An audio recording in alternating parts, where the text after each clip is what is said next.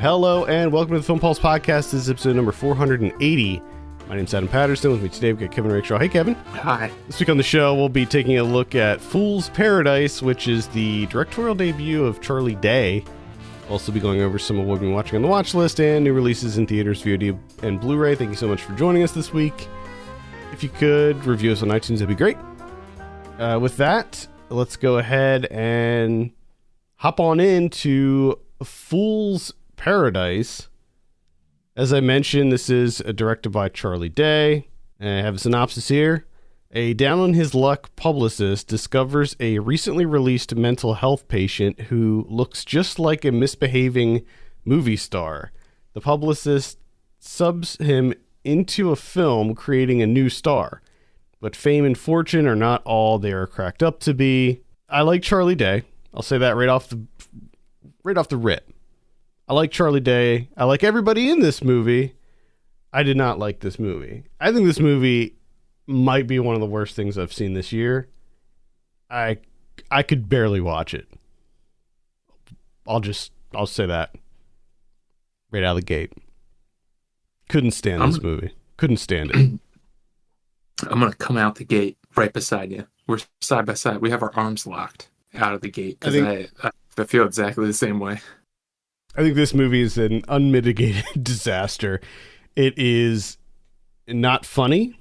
I can maybe see what Charlie Day was kind of going for here. It almost seemed like he was trying to, give a nod to Chaplin films or something, where he plays this kind of, he's basically like the tramp character. He doesn't talk, and he is like very he has a lot of expression in his face, and that's how he, emotes, I guess.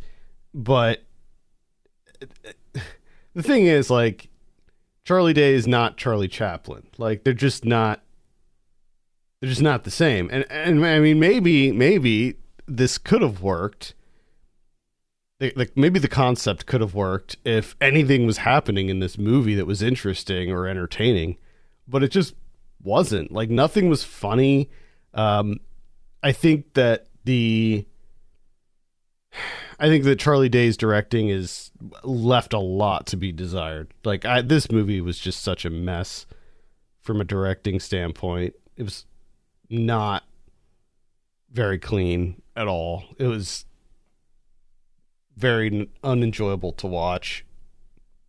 And he tried to, incorporate some little flourishes here and there, but none of those really worked from a visual standpoint either.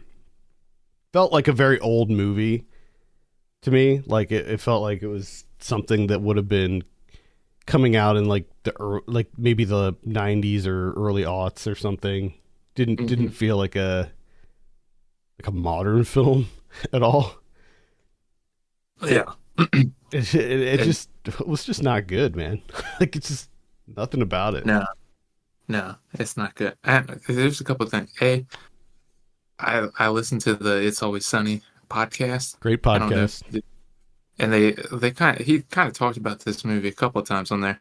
And I just remember him talking about, I guess, he shot it a while back and asking around for directors and stuff to try and get some help or, some advice or whatever.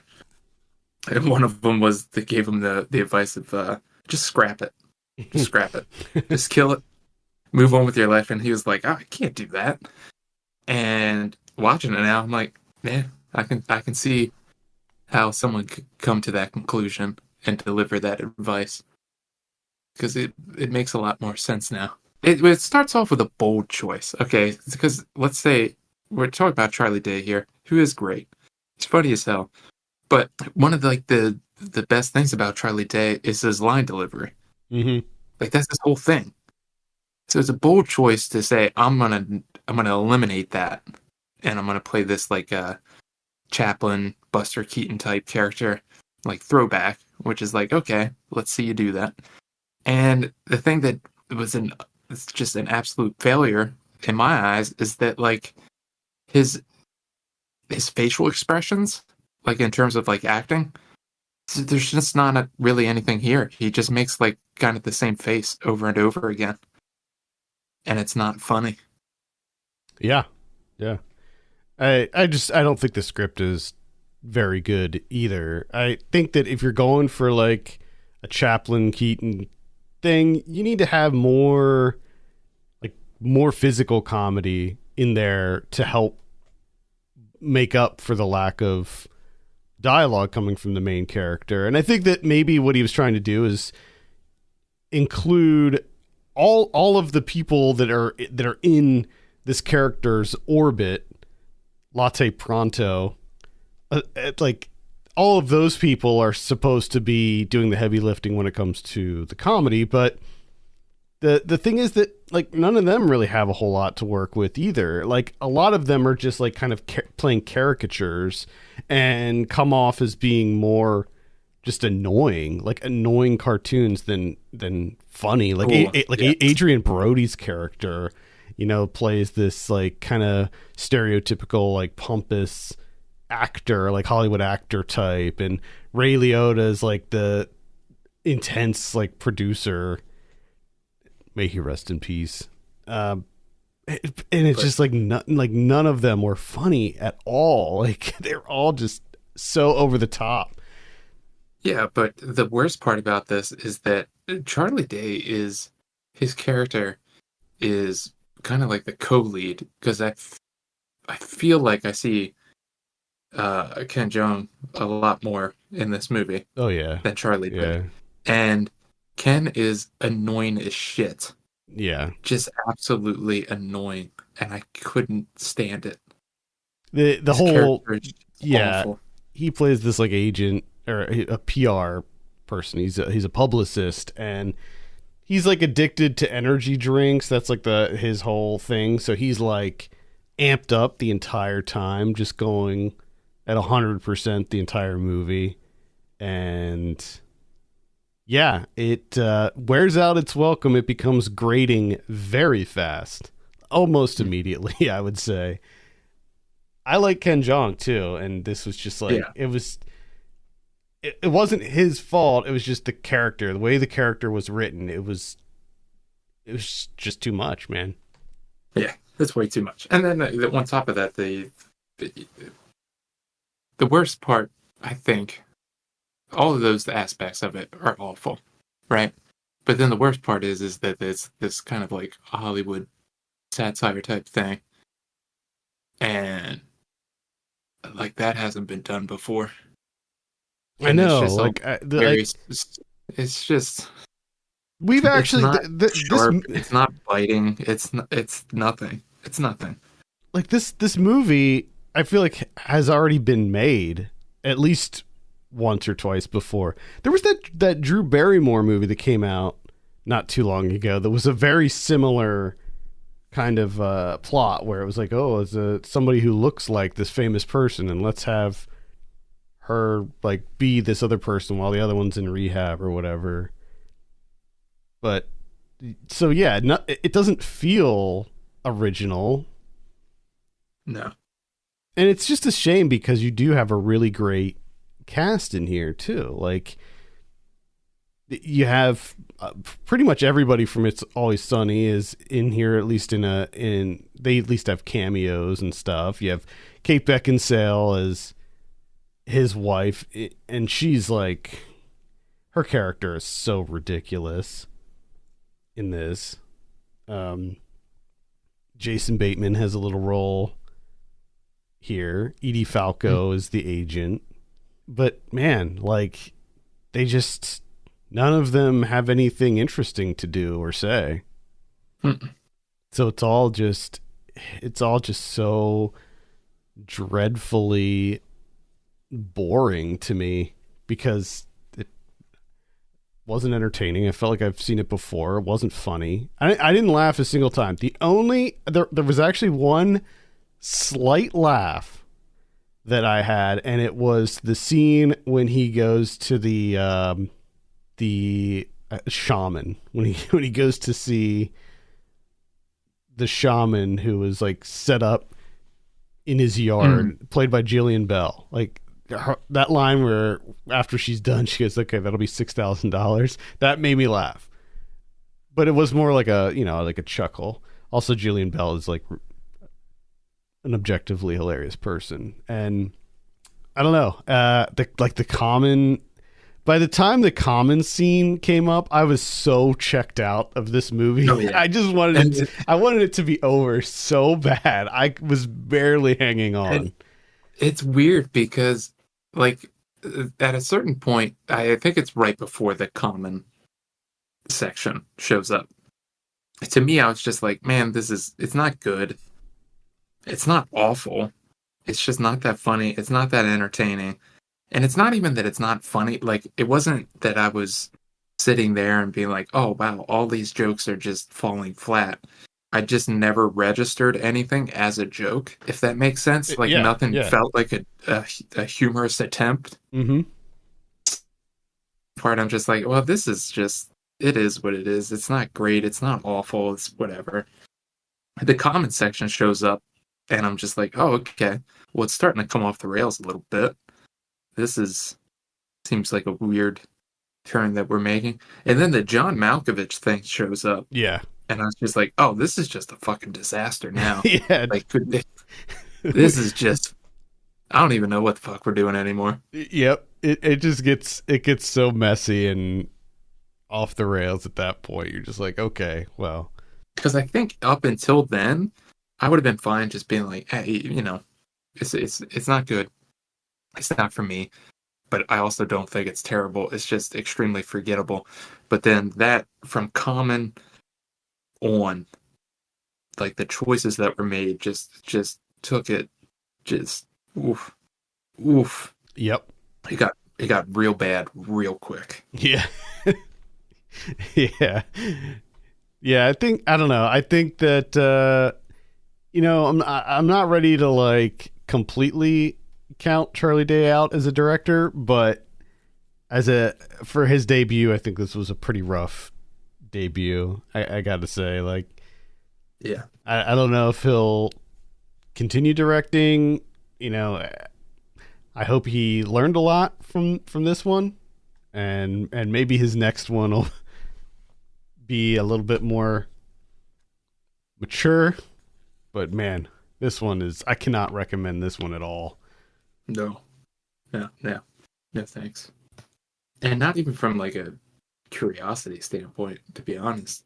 It's pretty awful. Let's go ahead and give it a score. This is a 1 out of 10 for me, straight up.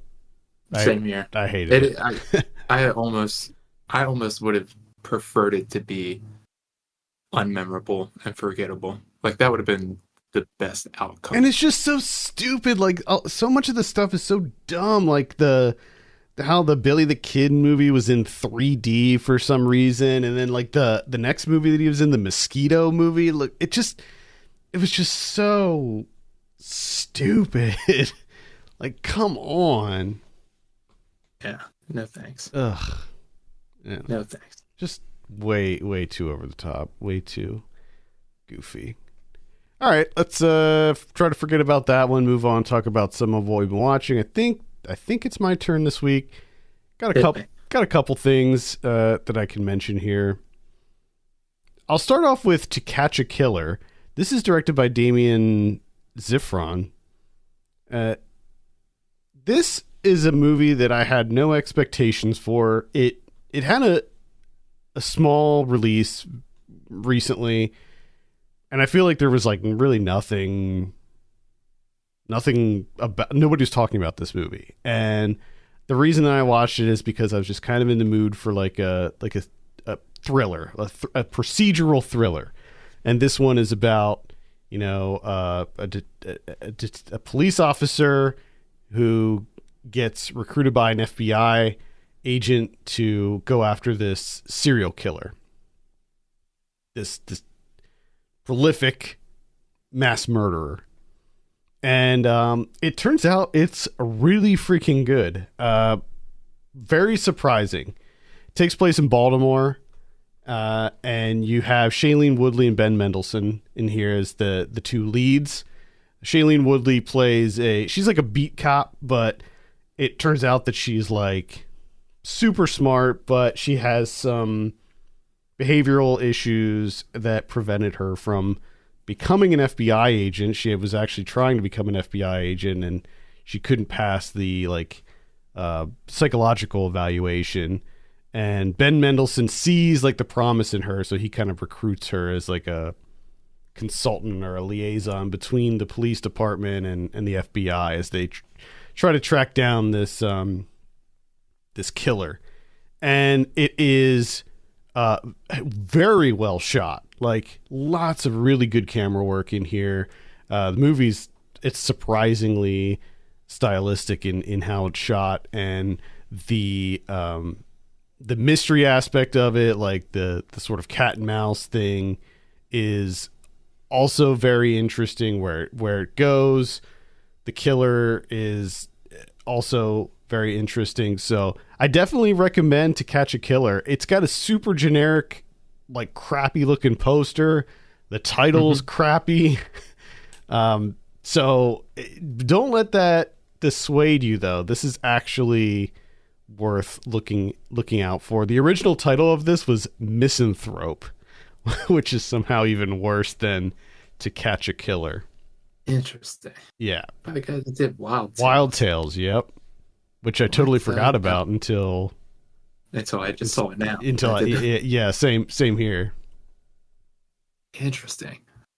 Yeah, it's on VOD, so yeah, I'd say this is worth a look if you're looking for like, you know, kind of just a solid police procedural type of thriller. Yeah, this one's worth a look, and takes place in Baltimore, so instant bonus points for that. Yeah. I went to the movie theater last weekend. What? Yeah, watch out. Went to the movie theater, and I saw You Hurt My Feelings, the new one from Nicole Holofcener with Julia Louis-Dreyfus. Mm-hmm. And quickly became apparent why I don't really go to the movie theaters that often. Oh. Because there was one middle-aged dude that thought everything was fucking funny as hell. Oh. Which is fine. You can laugh. But he was the guy that also likes to point out while it was funny. Oh, no. So he's a talkative guy. Just real talkative. Was he by himself or with someone? He was with his wife. Okay. It would have been weirder if he was by himself. Yeah, it would have been. But either way, it was still, I enjoyed this movie. This is like, there's something about just like a good, like middle-aged, it's not even really a drama. It's not really a comedy. It's just kind of like a life movie. Mm-hmm. Just like life stuff happening that's like kind of funny, but not really. And it's just Julia Louis-Dreyfus plays a writer, and she's written a new book. Things aren't going that great. At every turn, her husband has told her that like all of her drafts are phenomenal, they're great, book's great, everything's going to be fine. And then she just happens to overhear him talking to someone else and saying like how the book's not good, he hates the book, and there's nothing he can do about it because he can't. He's got to keep the facade up because he's already said so many things. And of course, she's just absolutely destroyed by it. And then it just plays that across different relationships, whether it's her and her son, and her and her husband. Her husband is a therapist, and you know him and his clients, his patients. Just that the idea of lying to people, you know, little white lies, encouraging lies, so to speak. And it's just like that's the main theme, and it's just very low stakes. You know, it was an enjoyable day out at the movies, except for that guy. Nice. It's You Hurt My Feelings. I'm interested in this one. I wanted to see this one, so. And I mean, it's Julia. I mean, Julia's just like, I enjoy watching her. Yeah, anything she's in, like. Yeah. I saw the American Gladiators documentary. This is a 30 for 30 2-part documentary. Oh, yeah. It's phenomenal. Like, I loved American Gladiators growing up. I watched American Gladiators every weekend as a kid. I couldn't. I love the assault. That was like my favorite game that they played. I thought that it looked like it would be so much fun to go through that. Is that the one with the tennis balls? Yeah. That was my favorite too. I wanted to do that so bad. Yeah. It was like a Nerf. Basically, it looked like a cool ass like Nerf battle. And of course, I love the Eliminator at the end. You know, the big obstacle course that they go through at the end. But anyway, this is a documentary, 2-part documentary directed by Ben Berman and Kirk C. Johnson. And it goes through, you know, the history of American Gladiators, how it started. It started in Erie, Pennsylvania, by the way. Get out of here. Yeah. It started as an ironworkers union thing. So there would be these big ironworkers union picnics in Erie.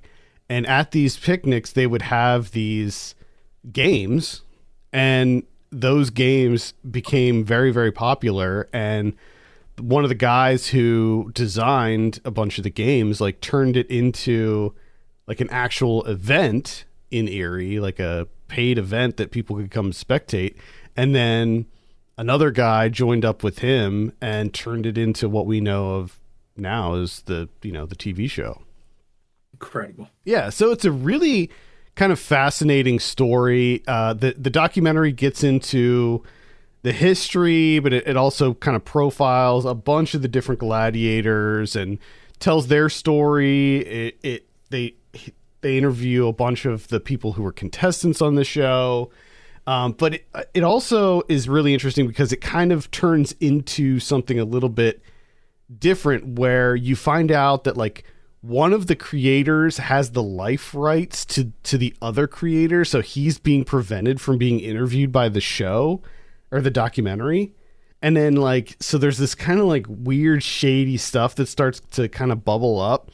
And then, like, you gradually find out more and more about, like, sort of hidden, like, these things that have been hidden and stuff. And, like, the one creator, he keeps trying to, like, sort of hijack the production of the documentary and, like, make all these suggestions. And he gets, like, his lawyers involved to try to have these, like, ultimatums and specific things put into the documentary. So, like, the documentary itself begins to, like, morph into something else, and it's really well made. I was really surprised. It's significantly more than just your standard sports documentary, like 30 for 30 thing. It's not like a straightforward info dump type of documentary, talking head documentary. It's significantly more than that. I would say if you grew up with American Gladiators, if you liked American Gladiators, check it out. Even if you didn't, you know, it's still an insanely compelling 2-part series, and I would definitely recommend it. It's on ESPN Plus. I saw it on Hulu. I think I have ESPN Plus with Hulu. I don't know if everybody has that, or I don't know. But this was the guy who directed the Amazing Jonathan documentary a few years ago, which was also really incredible. He was a Tim and Eric guy. He started with Tim and Eric. So there is, like, this kind of, yeah. It's you know, a little off kilter. It's definitely got more comedy in it than you might expect. So yeah, highly recommend it. American Gladiators documentary. Check it out on probably Hulu. Again, not sure how that all works these days. Yeah, it's a nightmare. The only thing I can think of now with American Gladiators now is Serengeti's Kenny Dennis, always rapping about. Oh yeah, later. Yeah, Nitro into the wall. Yep. Nitro wasn't in this. They talked about Nitro. Malibu was one of the main subjects that they talked to. How are you not talking about Nitro? Well, there's a whole thing with that. Oh boy. Yeah, there's a bunch of drama involving that and like why Nitro didn't want to Yeah. be in. Classic Nitro. Yeah. Classic Nitro. Hey, I watched a classic. Segue. Goonies. Richard Donner's Goonies. The Goonies. Sorry. The Goonies. Yeah. The Goonies. Get it The right. Goonies. Get it right or pay the price. Yes. I watched this because my wife has never seen it, and I'm starting to think that maybe I never saw it either. Or I guess it's been so long because it felt very new to me. At least certain parts of it, right? A lot of the parts of this movie, I mean, even if you haven't seen it, you have seen it. You know how that goes? Oh yeah, yeah, big time. Like it's definitely one of those movies that we grew up with that, was on TV a million times, but yeah, it's probably one of those movies that if I were to watch it now, there would probably be parts of it that I'd be like, wait, did I actually see this movie? Yeah.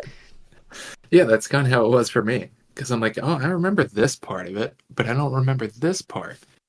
But it was fairly enjoyable to watch this front to back for maybe perhaps the first time ever in my life. And it's just, it's perfect. It's what you want from a kid adventures movie. Like, it's perfect. It's pretty much, I don't, there's nothing to say about it. It was surprising.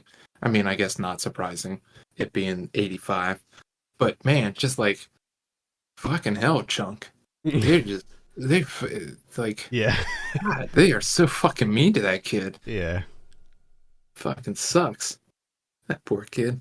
That was the only thing. That I was just like, wow, this movie is really mean to Chunk. It is. Yeah, they're kind of bullies. They were just bullies. They were. A little bit on the heavier side, Yeah, and it's just like, oh man, Chunk. I just wish he had better friends, Yeah, for sure. Yeah, if you haven't seen Goonies, you gotta see it. For maybe one or two of you listening who haven't seen Goonies, check it out. I saw Shopping. This is the last one I'll mention. Shopping by Paul W.S. Anderson. The update, because I just listened to the Saved by the 90s, and you were like, oh, I'm gonna watch Shopping. I did, yeah. That's what it is born from. It is born from us talking about Paul W.S. Anderson on the 90s podcast, and one of the few Paul W.S. Anderson movies that I have not seen is Shopping, which was his debut. This came out in 1994, and it kind of has all the hallmarks of a 90s directorial debut. It was the ambition of it was way beyond its budget, clearly, and it features this great kind of EDM soundtrack. In fact, that Orbital song that's in Hackers and Mortal Kombat plays. Yeah, it plays no fewer than 4 times in this movie, so that's great. Incredible. Yep. There is an EDM version of Smells Like Teen Spirit that happens in this movie, and it's during a classic 90s industrial club scene that involves no lights, dark catwalks, lots of metal catwalks, and chains, hanging chains from the ceiling everywhere. So always chains. Yeah. Amazing 90s club scene. You have people in this who look like they're about 12 years old, including Jude Law. He looks so young in this movie. Him along with Sean Bean, Jonathan Pryce, Jason Isaacs is in here, who also looks incredibly young. Jason Isaacs plays this black market trader kid with a backwards hat on and stuff. And it's just so weird to see Jason Isaacs is a teenager, basically. Same with Sean Pertwee. Looks super young in this, but anyway, this movie is about it takes place in this kind of nondescript city that is overrun with crime, and the kids, the youth, they're kind of just taking over the streets, and you have these gangs of kids who what they do is they they crash cars into storefronts and then steal everything they can before the cops come. And that's like their whole shtick. And Jude Law plays this guy who just gets out of prison and goes back to doing his old tricks with smashing through storefronts and stealing stuff. So it takes place in this kind of weird, fictional, almost dystopian world. It's not like the future or anything like that, but it does feel like not our own world necessarily. But it's awesome. I had a blast with this movie. The soundtrack, it just oozes that kind of indie 90s feel, and had an absolute blast with it. I think that, I mean, after seeing this, I can kind of see like why Paul W.S. Anderson's career kind of took off. I don't know if this is like my favorite movie of his. I think it's probably his best movie just because it looks great. Like the camera work and the cinematography is great. The like set design and stuff is really good. And it just doesn't feel as glossy as his later movies would become. But yeah, just an interesting career of this guy. But I definitely recommend Shopping. Check that out. I have one that I can recommend. Also classic. Also, never saw it. The Evil Dead, 1981. Sam Raimi. You ever heard of this? I think I have. Yeah, I think I have. I've heard of this one. Bruce Campbell. Oh yeah. Bruce. Mm-hmm. Bruce Campbell. Yep. Plays a guy named Ashley. That's the guy from Burn Notice, right? Was he in Burn Notice? Yeah, he was like the best friend, right, from Burn Notice. Oh, okay. I don't know. I never watched Burn Notice. God, I hated that show. Never watched it, but I hated it. I don't know why. Well, I hated it too. That was the joke. I guess it didn't land. But no, he threw me because I didn't know if Bruce Campbell was actually in Burn Notice. Pretty sure now I know. It was. Thanks I always learn things from you. I should have said The Adventures of Briscoe County Jr. That's what I should have said. Of course. Of course. That would have been a deeper cut. I forgot all about that fucking show. Sweet Jesus. Well, this is Bruce Campbell in The Evil Dead, 1981. And I was quite surprised by this. Like, I knew going into it that it was probably going to be fairly entertaining because it's such a like classic, right? Yeah. It's like, I feel like all of those people can't be wrong. Like, there has to be something here, right? But I was surprised by the filmmaking. Like the camera work and everything was just phenomenal. I just loved just like the look of it, the camera work, everything. And of course the effects. The effects are disgusting. Just absolutely disgusting. And it just kept getting more and more disgusting, which was fantastic. I absolutely loved it. I love that the story is just really not a whole lot. It's just like, hey, we woke up something, shit, deal with it. Yep. And that's it. And it's great. I just had absolute blast with this fucking thing. I don't know if there's like any kind of like making of documentaries on this or anything. I remember, so Bruce Campbell's autobiography, he talks at length about the making of this movie, and it's a really fascinating movie to learn about how it was made, just because they had no budget. There was like no budget on this movie. It was literally just a bunch of friends who had this idea for a movie and decided to just go for it. And it's so crazy to see like what they were able to do with the limitations that they had. And like, I mean, when you see it, like the camera work and stuff is crazy. And like the like inventions that they had to come up with to get those like specific camera shots, like the evil that's like the first person view that they do and stuff. Just really, really fascinating. Now you got to see Evil Dead 2. Oh yeah. No, I'm going to try and hold out though and try and watch these more towards when we get to Halloween season. Have you seen Army of Darkness? Uh, I feel like I watched that with you. Because I that truly one, feel yeah, like that one, I feel like, yeah. I had to at some point. I mean, you were so obsessed with these movies. That You know was. what I mean? Like I had to see something at some point. Yeah, yeah, I kind of was really.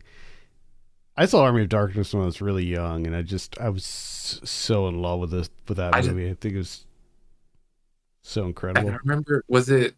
Did you have what was the one that came like in the Book of the Dead? Like, didn't you That have like a both, DVD? yeah, both Evil Dead and Evil Dead 2 had these like Book of the Dead editions Yeah, that came in these like kind of rubbery books. I still have them, by the way. nice. I thought by now that the rubber would have like hardened and got all gross, but so far they're like still in decent shape. And the one when you press it, it screams. There's like a little speaker in it, and you press the eye and it screams. Yes, phenomenal. Yeah. Love Yeah. it. I love the whole Evil Dead series. Really, Evil Dead 2. I'll just be interested to hear what you think of Evil Dead 2 because it's essentially a remake of the first one, and I'll just be Okay, curious to hear because like I like the second one more, but I'm wondering like what you'll think about it. interesting. I look forward to it. Yeah. Anything else you got? One which is just real quick. It's called Next Exit. It's on Hulu. It's directed by Molly Elfman. That name kind of rings a bell. That's because it's Danny Elfman's daughter. Mm. This movie is bad. It's so bad. I hate it. I hated this movie. It's not like aggressively bad or anything that like it's not a mess or anything. It's just so incredibly dull. Mm. And I'm just like I'm losing my patience with movies that are dull. I Like find just that too, actually. like they just irritate the shit out of me. Like they make me angry. It feels like more of a waste of my time when they're dull. Like when it's a bad movie, I don't know. I feel like it doesn't waste my time as much as a dull movie does. Yeah, And it's I just, agree. I have that same feeling. it's about uh they learn that ghosts are real. Like they have evidence that ghosts are real, and so there's this like scientific experiment type thing going on where these people are traveling to like commit suicide so they can go to the afterlife, right? And but what it turns out to be is two people trying to get there. So it's like plane, trains, and automobiles to their suicides, right? And they don't like each other. They don't get along. And then it just turns into this like really ridiculously sappy, just absolutely boring rom com. Yeah, Yeah, oh boy, it was rough. it sounds awful. Yes, it is. All right, well that's Next Exit. Avoid that. Fuck it. Don't watch it. Let's take a look at what we have in theaters this week. The big one is Transformers: Rise of the Beasts.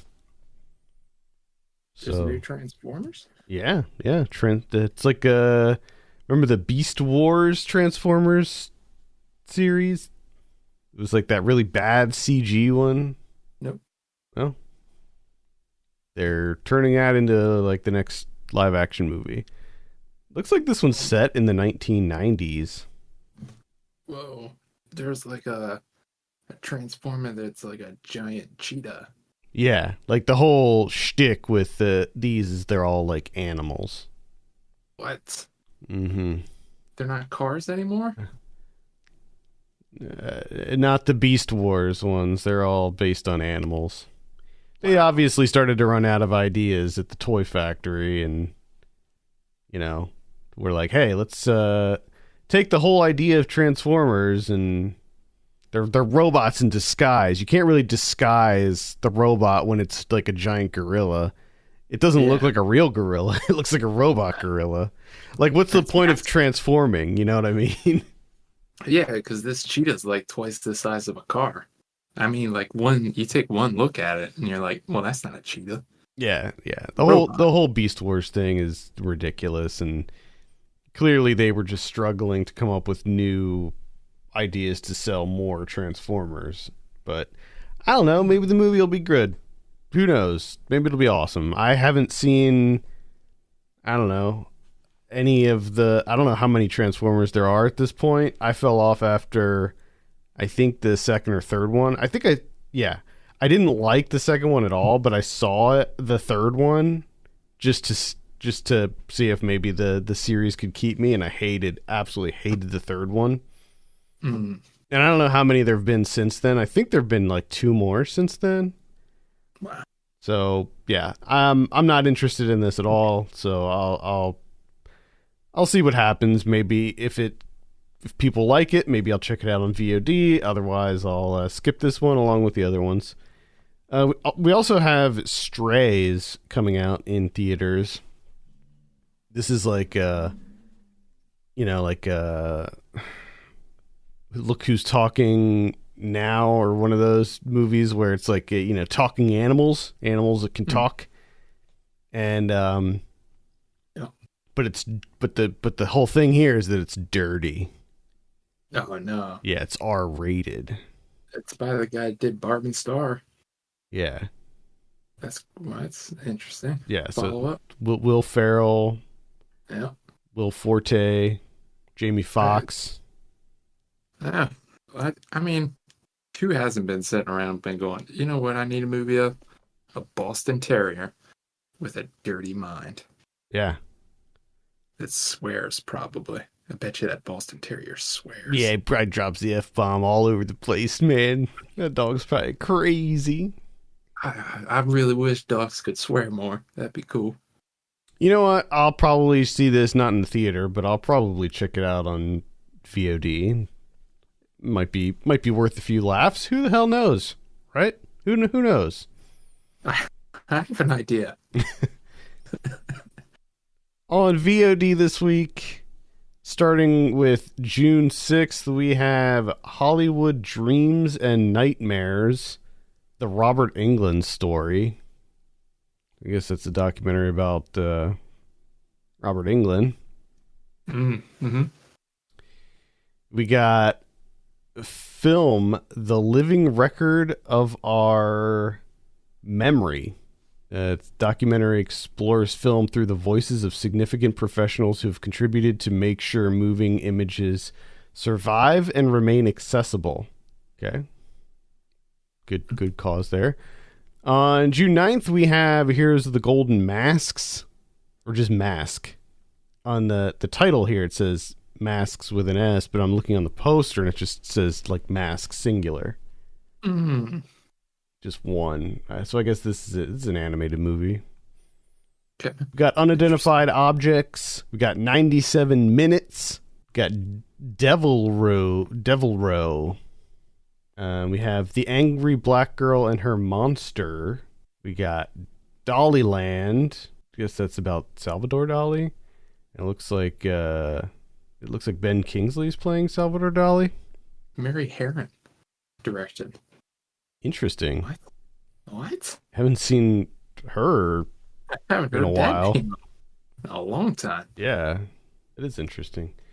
On Netflix, we have You Do You. That's coming out on the 9th. It's about all I see here for VOD. Blu-ray. This week we got the Indiana Jones movies are getting re-released in 4K. I don't know if they were already on 4K, but I'm sure that this is because of the new one that's coming out. Yeah, I might have to maybe watch that finally. What, Indiana Jones? Yeah. You've never seen? Check that? Wait. No. Should I check that out? You've never seen any of the Indiana Jones movies? Nope. What? Oh my god. Oh my god. Yes, you have to see Indiana Jones. The original trilogy, the first 3. They're all incredible. Don't start with the Shia LaBeouf one. No. Kingdom of the Crystal Skull. No. That one is definitely not worth looking at. Oh my god, that's crazy. Yes, please. I really want to hear your thoughts on the Indiana Jones movies. I'm going to be rewatching them also like in preparation for the new one, just because it's been a while since I've seen them. Okay. Renfield's coming out on Blu-ray. I'd skip that one. Private Parts from 1972. That's not the Howard Stern one, but it looks like a horror movie, which I'm actually kind of interested in. I'm going to check this out. The Mummy Trilogy. Giallo Essentials box set coming out on Arrow. Let's see what this includes. This is the Blue Edition. The Forbidden Photos of a Lady Above Suspicion, Death Walks on High Heels, and Death Walks at Midnight. So it's 3 movies. Great looking box set. I believe so. These are all movies that were previously released. They just put them in one box. Yeah, they're just putting them in one box because I think I actually own all 3 of these individually. So it's not make it a little more portable, more mobile. Take it to your buddy's house. Mm-hmm. Yeah. We got The Strangler from 1964. Warriors 2 from 1978. That's going to be on Arrow. Warriors 2. Quite the cover there. It's a Sammo Hung. All right. Yeah. That looks interesting. Chucky 7 movie collection. Wow. That's a little less portable.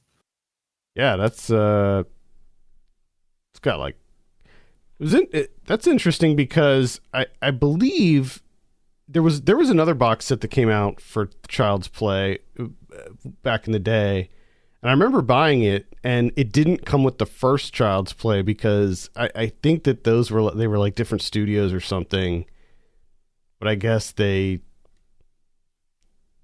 got worked out or something because this has Child's Play 1, 2, 3, Bride of Chucky, Seed of Chucky, Curse of Chucky, and Cult of Chucky.